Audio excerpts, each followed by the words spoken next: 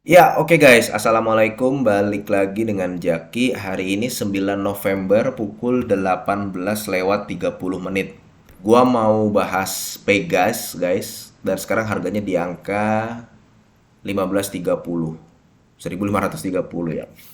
Jadi gua pernah bahas Pegas sekitar 2 bulan yang lalu nih. Sebenarnya di sini gue menyampaikan bahwa base buy-nya Pegas itu kalau misalkan hitung-hitungan gue ada di angka 1200-an. Dan Palo Keng Hong itu setahu gue punya Pegas di harga 1100-an. Spread 1100-an. Nah, berarti dia posisinya sekarang sudah untung ya. Capital gain dapat, dividen juga dia dapat. Pegas ini menarik karena kenapa? Dia perusahaan bagi dividen, dia perusahaan yang memang dibutuhkan oleh banyak orang. Palo Keng Hong kan suka dengan perusahaan yang kayak begitu, yang dibutuhkan banyak orang ya, kayak energi gitu dia suka. Jadi nggak ada tuh ceritanya penurunan daya beli masyarakat, akhirnya kebutuhan atas gas, orang mulai meninggalkan gas ya sulit. Berbeda dengan industri mobil, berbeda dengan industri alat berat yang mulai banyak saingannya. Pegas ini enggak.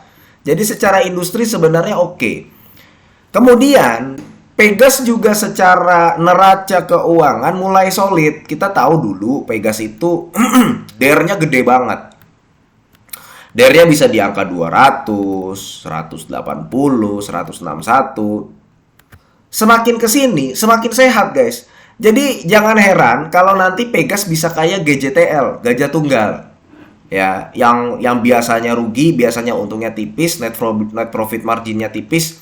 Karena dulu beban keuangannya bisa sampai angka 100 juta lebih US dollar. Beban keuangannya bisa 170, bisa 153. Sekarang beban keuangannya nggak terlalu besar, guys. Beban keuangannya itu cuman ada di angka 61 juta US dollar, 78. Nah, kan ini jadi kecil nih. Karena liabilitasnya dia juga makin menyusut. Jadi sebenarnya Pegas ini menarik, dan kalau dapat harga pas di angka 1200 sesuai yang gue bilang di video pada kuartal 2 tahun 2024, Pegas itu oke banget. Jadi kalau ini udah sedikit udah ada angka ya guys ya. Lu kalau mau beli Pegas base buy itu di angka 1200 kalau berdasarkan hitung-hitungan gua. Ya, hitung-hitungannya dari mana? Gampang. Lu anggap aja dia dapat IPS terburuk di tahun 2024 itu di angka 200 perak per lembar. 200 perak per lembar ya kan.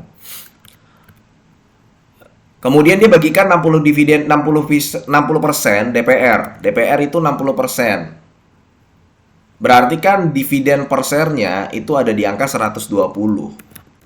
Berarti kalau misalkan 120 dividen per share-nya, lu ketika beli di harga 1200, maka dividen yield lu adalah 10%. Nah, kalau udah menawarkan dividen yield 10%, itu udah hampir nggak mungkin saham turun lagi.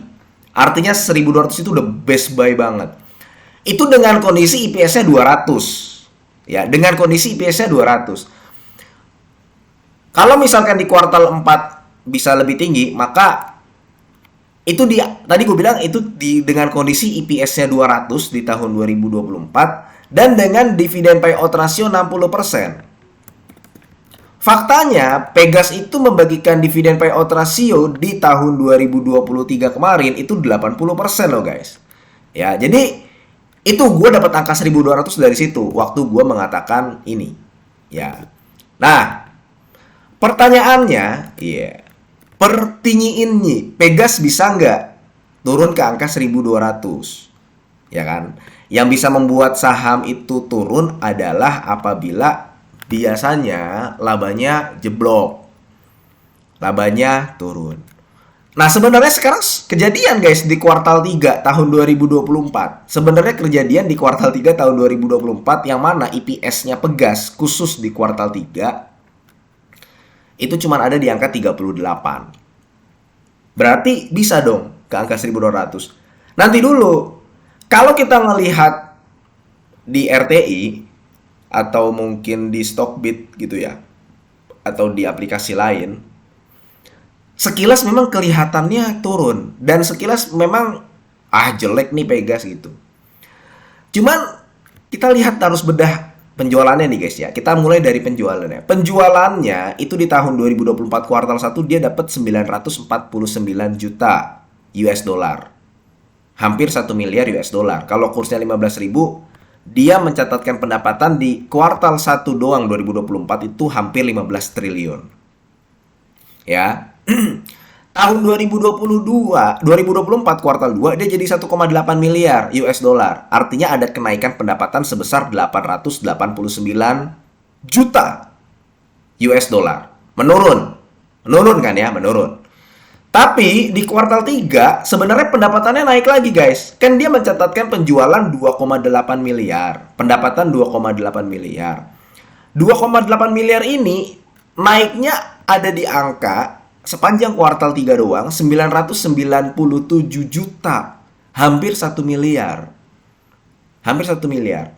Kemudian kalau kita lihat laba bersihnya, kan laba bersih di kuartal 1 2024 dia dapat 121 juta US dollar. Ya kan? Di kuartal 2 turun memang, laba bersihnya menjadi 65 juta US dollar. Yang tadinya 121 jadi 65, makanya EPS-nya turun.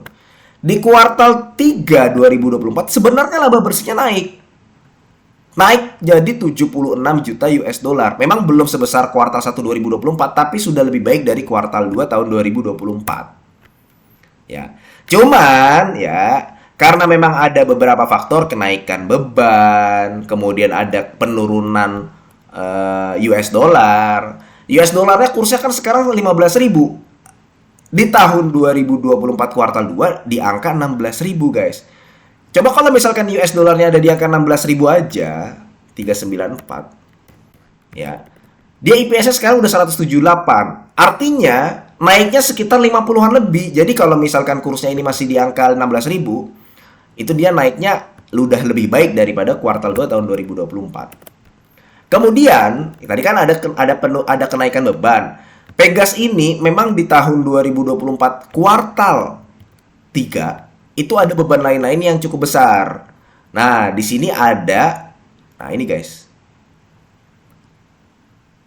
Di sini ada cadangan kerugian penurunan nilai. Ini sebesar 29 juta.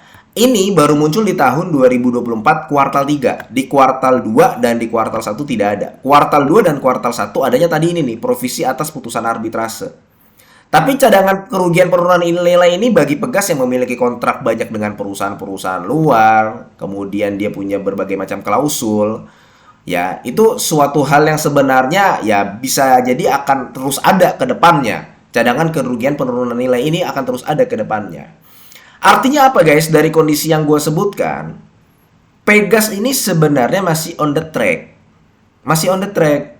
Karena secara year on year naik, meskipun secara kuartalan dia turun, cuman sebenarnya ya ada faktor-faktor yang tadi membuat EPS-nya menjadi 38. Tapi sebenarnya dia masih on the track. Nah, ini kan akhirnya menjadi jawaban dari pertanyaannya, apakah Pegas bisa turun ke angka 1.200? Ya kalau kondisinya begini agak sulit. Masih sulit. Kan tadi gue bilang base buy-nya di angka 1.200, bisa nggak dengan kondisi begini Pegas turun? Kondisi yang tadi gue sebutkan memang agak sulit guys, sayangnya agak sulit. Kenapa? Ya akhirnya investor juga ngelihat guys, bayangin lu kalau ngelihat secara data RTI aja yang cuma dapat 38, harapannya kan longsor Pegas. Nyatanya enggak, ya dia sideways aja. Masih di sini-sini aja. Karena kenapa? Ya itu tadi. Sebenarnya secara kinerja dari pendapatannya, biasanya kalau perusahaan pendapatannya itu meningkat, itu kan pernah gue bahas di video sebelumnya ya guys ya. Indikator dasar menentukan si perusahaan ini masih oke enggak.